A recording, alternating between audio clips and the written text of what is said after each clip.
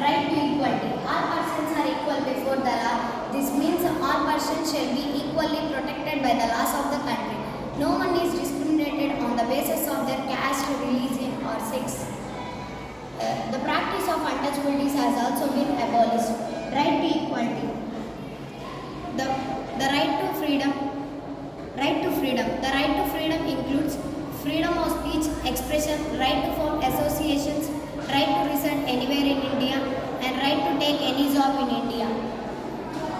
Next, my friend will continue this. Hello everyone, my name is Madhusri. I am studying 8th class in Chanakya High School. The third right is right against exploitation. Article number 23 to 24. The Constitution prohibits human trafficking, forced labor and employment of children below 14 years of age.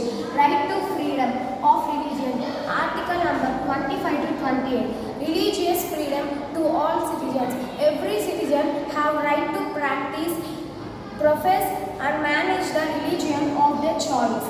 Cultural and educational rights. Article number 29 to 30. All minorities can set up their education institutions and their culture.